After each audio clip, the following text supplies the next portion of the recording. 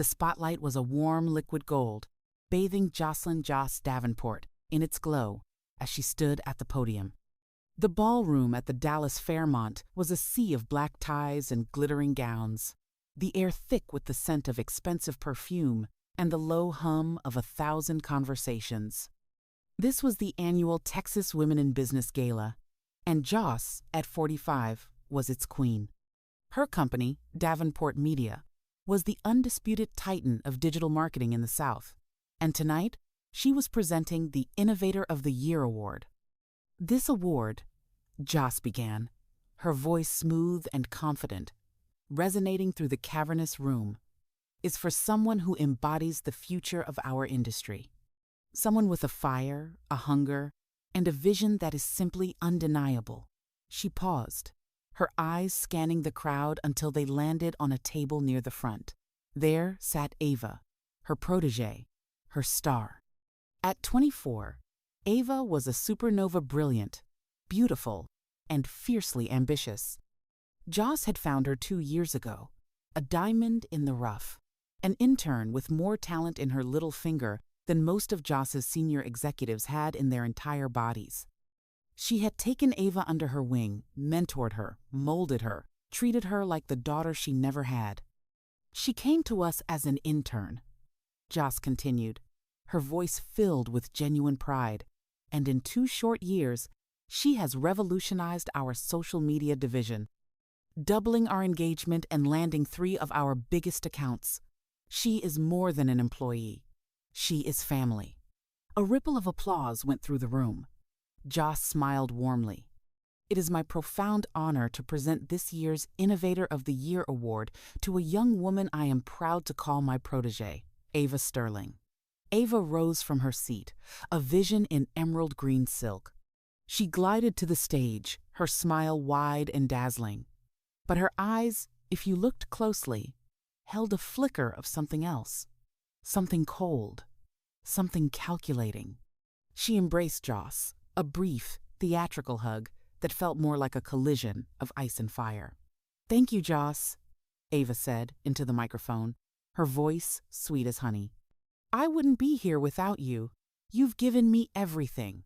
And as she stood there, holding the crystal trophy, basking in the applause, Ava thought to herself, "You have no idea what you've given me. And you have no idea what I'm about to take." Later that night, in the sprawling Dallas mansion she shared with her husband, Damien, Joss was still buzzing. Damien, handsome and charming at 48, with the easy confidence of a man who had married into wealth, poured them both a glass of champagne. "She's a star, that one," Damien said, handing Joss a glass. "You picked a winner." "She's more than that," Joss said, her eyes shining. "She's the future of the company. I see so much of myself in her." Damien's smile didn't quite reach his eyes. "Be careful, Joss. Sometimes when you create a monster, it turns on its creator." Joss laughed, dismissing his words as a joke. "Don't be silly. Ava adores me."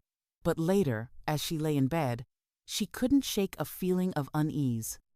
She thought of the way Ava had looked at her on stage, the way her smile never seemed to touch the cold, hard glitter in her eyes. It was a look Joss had seen before in the mirror, years ago, when she was a young, hungry woman clawing her way to the top, the look of a predator. It was the look of a woman who didn't just want a seat at the table. She wanted to own the table and burn the chairs for firewood. This unease was a ghost, a whisper in the back of her mind that she couldn't quite grasp. It was the same feeling she got when a deal was too good to be true, when a client was too eager to please. It was the instinct that had made her a millionaire, and tonight it was screaming at her. But she was tired and happy, and she pushed it down, a mistake she would come to regret for the rest of her life. She rolled over, the champagne making her drowsy, and drifted off to sleep, dreaming of a bright future, unaware that the serpent was already in her garden, coiled and ready to strike. 2 weeks later, Ava was in Joss's office, her expression a mask of earnest concern.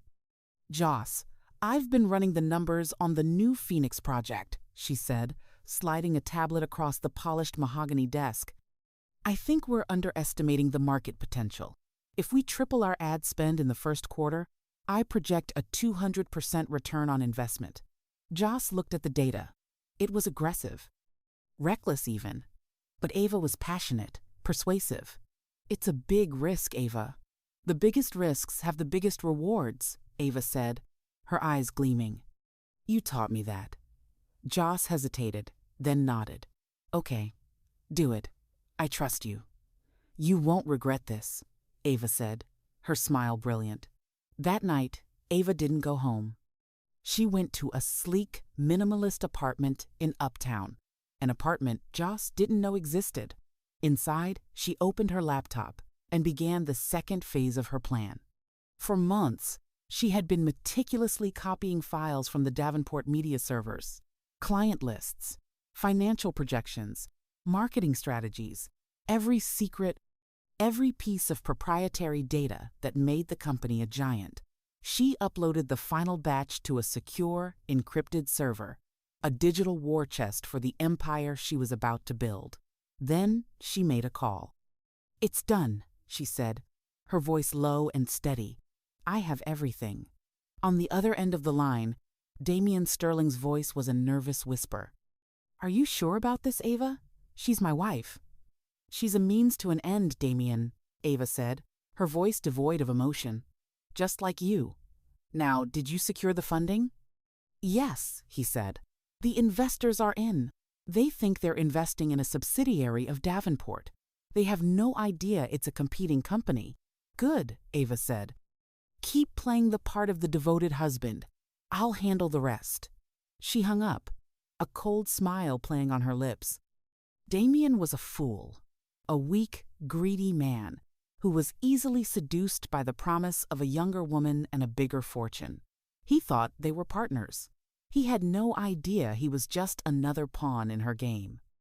Her plan was simple, brutal, and elegant. She would use Joss's own money, the tripled ad spend on the Phoenix project, to fund a massive, targeted marketing campaign for her own new company, Sterling Digital.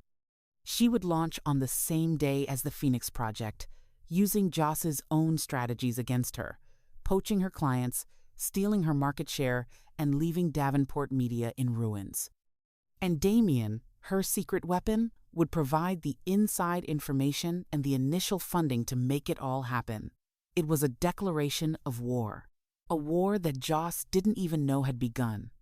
The affair had started subtly, a lingering touch at a company party, a flirtatious text message, a chance meeting for drinks that turned into a clandestine dinner. Damian, bored with his comfortable life and resentful of his wife's success, was easy prey. Ava was everything Joss wasn't, young, deferential, and seemingly in awe of him. She made him feel powerful, desired, like a king.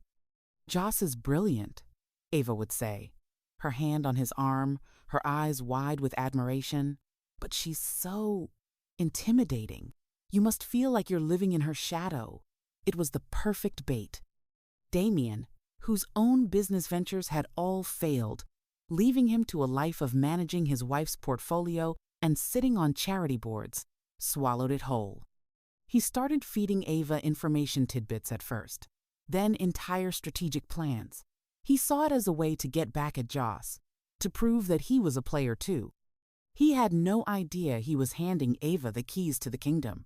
He was a man drowning in his own mediocrity, and Ava had thrown him a lifeline, not realizing it was attached to an anchor. Their secret meetings became more frequent, more reckless. They met in hotel rooms, in borrowed apartments, in the shadows of the city where they thought no one could see them. The thrill of the danger was intoxicating. One afternoon, in the sterile anonymity of a hotel suite overlooking the city, Damian pulled Ava close. "I'm fallen for you, Ava," he whispered, his voice thick with a desperate, foolish sincerity. "I want to be with you. I'll leave her. We can build something together." Ava smiled, a slow, venomous smile that he was too blind to see. She ran a finger down his chest. "Patience, Damian. Everything has to be perfect. We have to wait for the right moment. When we strike, we have to take everything Leave her with nothing. He nodded, his mind filled with visions of a new life. A life where he was the one in charge, the one with the power. He was so caught up in his own fantasy that he didn't see the contempt in her eyes. He didn't see that she was just using him, a tool to be discarded when its purpose was served. Meanwhile, Joss was oblivious. She was consumed by the Phoenix Project, the most ambitious launch in her company's history. She trusted Ava completely, giving her more and more responsibility, more and more access. She saw Ava's ambition as a reflection of her own, a sign that her legacy was in good hands. She missed the signs. The late-night calls Damien took in another room, the vague excuses for his absences, the way Ava would look at him in meetings, a flicker of shared conspiracy passing between them. Joss was a titan of industry, a woman who could read a balance sheet like a novel, but she was blind to the betrayal happening in her own home, under her own roof. The launch date for the Phoenix Project was set. The stage was set, and the knives were out. The day of the launch was a symphony of chaos. In the Davenport Media War Room, Joss was a general commanding her troops. The energy was electric, a mixture of excitement and nervous tension. "Go," Joss said, and with a click of a mouse, the Phoenix Project went live. At the exact same moment, across town, in the sleek, new offices of Sterling Digital, Ava said, "Go," and the war began. Sterling Digital's campaign was a mirror image of Davenport's, but sharper, more aggressive, more targeted. They used the same keywords, the same demographics, the same strategies. But they had one thing Davenport didn't: a massive, front-loaded ad budget, courtesy of the tripled spend on the Phoenix Project that Ava had orchestrated. Within hours, the calls started coming in. Clients, confused, were seeing ads for a new company that looked suspiciously like Davenport. Then the emails. Clients, angry, were being poached by Sterling Digital with offers that undercut Davenport's prices, using inside knowledge of their contracts. Joss stood in the center of the chaos, her face a mask of disbelief. This wasn't a coincidence. This was a coordinated attack. This was sabotage. Her phone rang. It was her CFO. "Joss, we have a problem. A big one. The ad spend for Phoenix, it's all gone. And our top 3 clients just pulled their contracts. They've gone with a new company, Sterling Digital." Sterling. The name hit Joss like a physical blow. Damien's last name, Ava's last name. Suddenly, it all clicked into place. The late-night calls, the secret meetings, Damien's strange warning, Ava's cold, calculating eyes. The betrayal was so vast, so audacious, it took her breath away. The serpent had not just struck, it had swallowed her whole. She walked out of the war room, her movements stiff, robotic. She drove home, her mind a maelstrom of rage and pain. She found Damien in his study, packing a suitcase. He didn't even have the decency to look ashamed. "Joss, I can explain." "Can you?" she asked, her voice dangerously quiet. "Can you explain why my company is in flames? Can you explain why my protégé, the woman I treated like a daughter, has a new company with your name on it? Can you explain why you, my husband, would help her do it?" He had the audacity to look defiant. "You were never there, Joss. You were always married to your work." "Ava, she sees me. She respects me." Joss laughed, a bitter, broken sound. "She respects your money, Damien. Or rather, my money. The money you helped her steal." She looked at him, at the man she had loved, the man she had built a life with, and felt nothing but a cold, hollow emptiness. "Get out," she whispered. "Get out of my house. Get out of my life. And tell your lawyer to expect a call from mine. I'm going to take you for everything you have. And then I'm going to take her for everything else." He left, and Joss stood alone in the silent mansion, the ruins of her life scattered around her. The queen had been checkmated, and the game had only just begun. The fallout was brutal and swift. Sterling Digital, with its stolen strategies and poached clients, was an overnight success. Ava was the new darling of the Dallas business scene, her face on the cover of magazines, hailed as a visionary, a disruptor, a self-made woman who had taken on the old guard and won. She gave interviews where she spoke of her time at Davenport Media with a carefully crafted narrative of frustration and stifled creativity. "Joss is a legend," she would say, her voice dripping with false sincerity, "but her methods are outdated. I had a bigger vision, a bolder vision, and I had to break away to make it a reality. No one questioned it. No one saw the cold, hard ambition behind the pretty face. They saw a young, brilliant woman who had outsmarted her mentor. They saw a winner. Joss, meanwhile, was fighting for her life. Her company was bleeding money. Her reputation was in tatters. The business she had spent 25 years building was on the verge of collapse. But Joss was a fighter. She had clawed her way to the top once, and she would do it again. She started with the divorce. She hired the most ruthless lawyer in Texas, a woman named Diana who ate men like Damien for breakfast. "I don't want to win, Diana," Joss said in their first meeting. "I want to annihilate him. I want him left with nothing but the shirt on his back and a lifetime of regret." Diana smiled. A shark's smile. "I can do that." The divorce proceedings began, and Diana's team launched a full-scale discovery, digging into every aspect of Damien's life, every financial transaction, every secret he had ever kept. They were looking for leverage, for proof of his collusion with Ava, for anything they could use to crush him. Joss threw herself into saving her company. She worked around the clock, rallying her remaining loyal staff, calling in favors, restructuring, cutting costs, doing whatever it took to stop the bleeding. It was a brutal, exhausting battle. But slowly, painstakingly, she began to turn the tide. She was a survivor, and she would not be broken. She was a phoenix, and she would rise from these ashes, even if it killed her. If you're enjoying this story, take a moment to like the video, subscribe to the channel, and turn on your notifications so you don't miss the next episode. One rainy Tuesday afternoon, Diana called her. "Joss, you need to come to my office. Now. We found something." Joss drove to the law firm, her heart pounding with a mixture of dread and anticipation. She walked into the conference room, and Diana was standing there, her face grim. On the table was a stack of documents. "We were digging into Ava's background," Diana said, her voice quiet, "trying to find something to use against her in the business lawsuit. We ran a deep background check. Financials, education, family history, the works."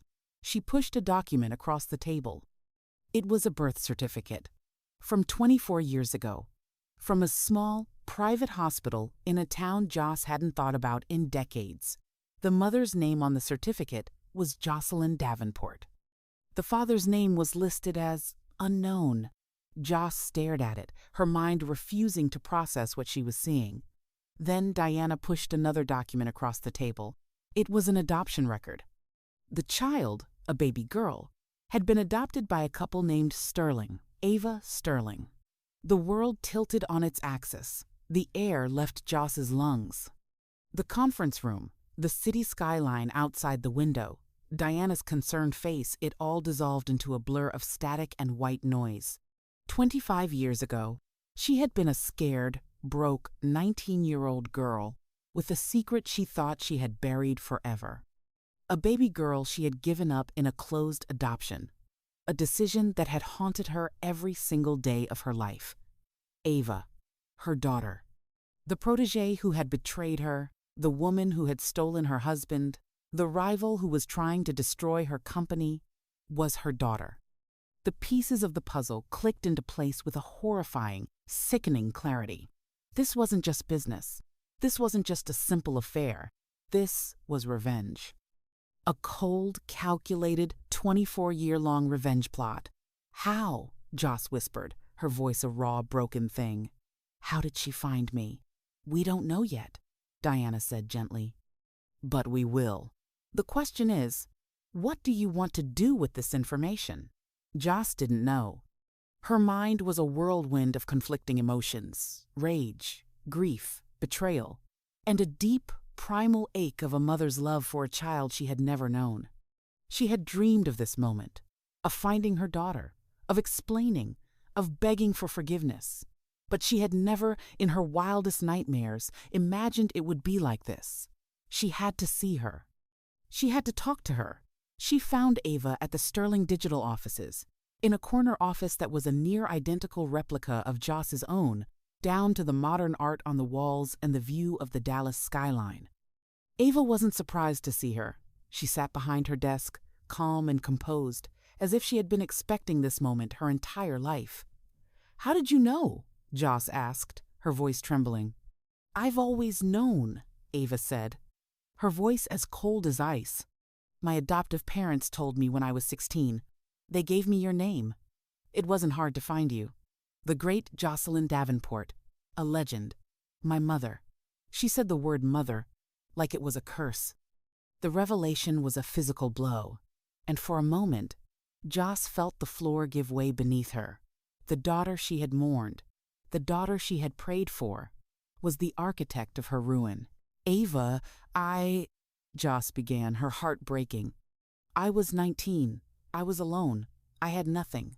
I wanted you to have a better life, a life with 2 parents, a life with everything I couldn't give you." Ava laughed, a sharp, humorless sound. "I don't believe you. You didn't want me then, and you don't want me now. You just want to win. You can't stand that I beat you. That I took everything from you. I don't care about the company," Joss said, her voice pleading. "I don't care about Damien. I only care about you, my daughter." Ava stood up, her eyes blazing with a cold, hard fire. "You don't get to call me that. You lost that right 25 years ago." She walked to the window, her back to Joss. "I'm pregnant," she said, her voice quiet but firm. "It's Damien's. I'm going to have this baby, and I'm going to give it everything you never gave me. A mother, a family, a legacy." Joss stared at her, her heart shattering into a million pieces. The ultimate betrayal, the final, cruel twist of the knife. Her daughter was pregnant with her husband's child. Joss walked out of the Sterling Digital offices in a daze.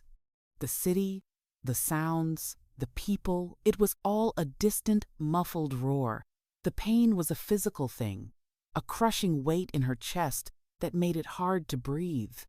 She had found her daughter, and she had lost her, all in the same moment. But as she drove, something inside her began to shift. The grief, the pain, the heartbreak, it began to cool, to harden, to transform into something else, something cold and sharp and clear. Resolve.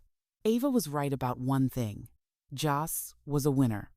She was a survivor, and she would not be broken by this. She would not let her daughter's hatred, her husband's betrayal, be the final chapter in her story. She went back to Diana's office. "The divorce," Joss said, her voice steady, her eyes clear. "I want it over. Now, give Damien whatever he wants to sign the papers and disappear. I don't want to see his face ever again." "And Ava?" Diana asked. "Let her have the company," Joss said. "Let her have the clients. Let her have the victory she thinks she's won. I'm done fighting that battle." Diana looked at her, surprised. "Are you sure?" "I'm sure," Joss said. "I'm starting over, something new, something that's mine, something that no one can ever take from me." The divorce was finalized in record time. Damien, eager to start his new life with Ava and his imagined share of her fortune, signed everything without a fight. He walked away with a fraction of what he thought he was entitled to, a pittance that Joss was happy to pay to be rid of him. Joss sold the Lincoln Park mansion. She sold the art, the cars, the remnants of a life that no longer felt like hers. She took the money, and she disappeared. For a year, the Dallas business world buzzed with rumors. Had Jocelyn Davenport retired? Had she had a nervous breakdown? Had she simply vanished off the face of the earth? And then, one day, a new company appeared, Phoenix Rising. a boutique consulting firm specializing in helping women-owned businesses navigate crises. The founder and CEO? Jocelyn Davenport. She had risen not from the ashes of her old life, but from the fire of her own pain. She was different now. Her hair was shorter, her style simpler, her eyes harder but also wiser. She had taken the pain, the betrayal, the heartbreak, and she had forged it into a new kind of strength. She was no longer the queen of Dallas society. She was something more, something real. Her new company was a success. Women flocked to her, drawn by her story, by her resilience, by her raw, honest wisdom. She was building a new empire, a different kind of empire, one built not on profits and market share, but on empowerment and second chances. Meanwhile, Ava's life was not the victory she had imagined. Her company, Sterling Digital, was successful, yes. She was a billionaire on paper, but her life was a gilded cage. She had the baby, a little boy. And Damien, her partner in crime, the man she thought she could control, turned out to be a millstone around her neck. He was broke. The divorce had left him with next to nothing, and he had no skills, no ambition, no prospects. He latched onto Ava, expecting her to support him in the lavish lifestyle he felt he deserved. He was bitter, resentful, and lazy. He was a constant reminder of the price she had paid for her revenge. And then came the child support. Ava, who had planned to use Damien and then discard him, found herself legally and financially tied to him for the next 18 years. He drained her, not just of her money, but of her energy, her peace, her freedom. The man who was supposed to be her triumph had become her prison. She was a mother now, and she discovered, to her horror, that motherhood was not a business transaction. It was a relentless, all-consuming, and often thankless job. She loved her son, but she was also trapped by him, by the life she had chosen, by the man she had used to get it. She would see articles about Joss, about Phoenix Rising, about the work she was doing, the women she was helping, the life she was building. And Ava would feel a bitter, corrosive envy. Her mother, the woman she had tried to destroy, had risen from the ashes, stronger and more powerful than ever, while Ava, the victor, was sitting in her cold, empty mansion, a billionaire who was utterly, completely alone. One day, her son, now a toddler, found an old magazine with Joss on the cover. He pointed to the picture. "Who's that?" he asked, his voice innocent and clear. Ava looked at the picture of her mother, at the strength and grace in her eyes, and for the first time, she felt a crack in the cold, hard shell she had built around her heart, a flicker of regret, a whisper of what might have been. "That's your grandmother," she said, her voice barely a whisper. She had won. She had gotten her revenge. She had taken everything. So why did it feel like she had lost? Years passed.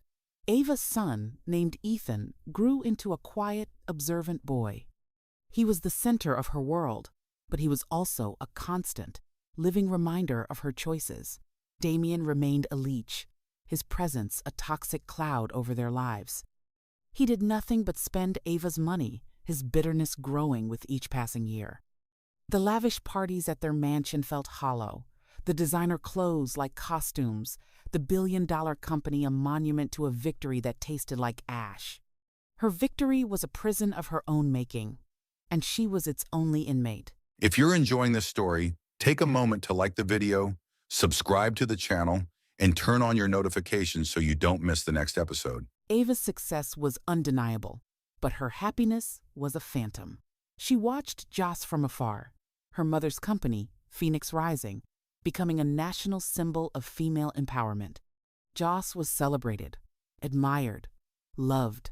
She was everything Ava had once dreamed of being, but she had achieved it with grace and integrity, not with deceit and destruction. One evening, Ava found Ethan in his room, looking at an old photo album she didn't know he had. It was filled with pictures of Joss, pictures from before Ava was born, pictures of a young, hopeful woman with a bright smile and dreams in her eyes.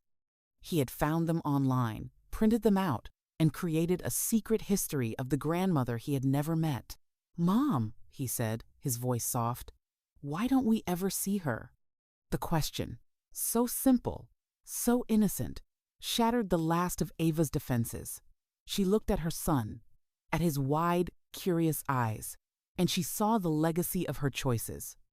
A legacy of loneliness, of bitterness, of a family broken before it ever had a chance to begin. That night, for the first time in her life, Ava Sterling cried. Not tears of rage or self-pity, but tears of profound, soul-crushing regret. She had spent her entire life trying to destroy her mother, only to realize, too late, that she had only destroyed herself. She picked up the phone, her hand shaking. She dialed a number she had known by heart for years, but had never dared to call. It rang once, twice, and then a voice. Older now, but still strong, still clear. "Hello?" Ava's breath caught in her throat. "Mom," she whispered, the word a fragile, broken thing. "It's me. It's Ava." There was a long silence on the other end of the line. And then a single, soft, and utterly devastating word. "I know." The line went dead. Joss had hung up. There was no forgiveness, no reconciliation, no motherly embrace. Just a cold, hard, and final rejection. The door was closed. Forever. Ava sank to the floor, the phone slipping from her hand. She had everything she had ever wanted. And she had nothing at all. The silence in the mansion was deafening. It was the sound of her victory, the sound of her ruin. Joss, meanwhile, sat in her own home, a smaller, more intimate space filled with light and laughter. She looked at the phone, her heart aching with the ghost of an old pain, but her resolve was firm. She had a new life, a new purpose, a new family of women she had helped lift up. She had survived. She had thrived, and she had learned the hardest lesson of all. Sometimes, the only way to win is to walk away. She had lost a daughter, but she had found herself, and that was a victory no one could ever take from her. She had chosen peace over pain, and in that choice, she had found her true power. In the years that followed, the chasm between mother and daughter became a permanent, uncrossable canyon. Ava's life, once a spectacle of glittering success, slowly began to tarnish. The tech world that had celebrated her as a disruptor now saw her as a one-hit wonder. Sterling Digital, built on a foundation of stolen ideas, struggled to innovate. The market shifted, new competitors emerged, and Ava, who had been so brilliant at tearing down, found she had no idea how to build something that lasted. Her company began to lose value, its stock price plummeting, its relevance fading. The billion-dollar empire she had built on a throne of lies began to crumble. Damien, now bloated and pathetic, was a constant drain, his demands for money growing more desperate as Ava's fortune dwindled. Their fights were legendary, echoing through the empty halls of their cold, modern mansion. Ethan, caught in the crossfire, grew more withdrawn, a sad, quiet boy living in the shadow of his parents' toxic war. He spent his time online, not playing games, but researching his grandmother. He read every article, watched every interview, pieced together the story of the woman his mother had tried to erase. He saw her strength, her resilience, her grace, and he saw, in her, the family he had never had. One day, when he was 16, Ethan walked into Ava's office. She was staring at a screen filled with red numbers, her face a mask of stress and exhaustion. "I'm going to see her," he said, his voice firm, no longer the soft whisper of a boy, but the steady tone of a young man who had made a decision. "Who?" Ava asked, distracted. "My grandmother," he said. Ava's head snapped up, her eyes flashing with a familiar fire. "No, you're not. You can't stop me," he said. "I'm 16. I can choose." And he did. He took a bus to the city where Joss lived. He found her office, the headquarters of Phoenix Rising. He walked in, a nervous, determined boy, with his mother's eyes and his grandmother's spirit. Joss was in a meeting, but her assistant saw the boy, saw the resemblance, and knew. She brought him to Joss's office, and the two of them, grandmother and grandson, met for the first time. There were no tears, no dramatic reunion, just a quiet, profound understanding, a recognition, a beginning. Ethan started spending weekends with Joss. He found, in her, the family he had always craved. He learned about business, not as a weapon, but as a tool to build, to create, to help. He saw what a true legacy looked like. Ava, alone in her crumbling empire, watched from afar as her son, the only thing she truly loved, chose her mother over her. It was the final, crushing blow, the ultimate, ironic justice. She had spent her life trying to take everything from her mother, and in the end, her mother had taken the only thing that mattered, not out of revenge, but out of love, out of grace, out of being the better woman. The story ended not with a bang, but with a quiet, devastating truth. Some victories are so costly they are indistinguishable from defeat. Ava had won the battle, but she had lost the war. And Joss, the woman who had lost everything, had, in the end, gained it all. Before you go, tap that like button, leave a comment to let us know what you think, and subscribe so you're always the first to hear our next story. Your support keeps these stories coming.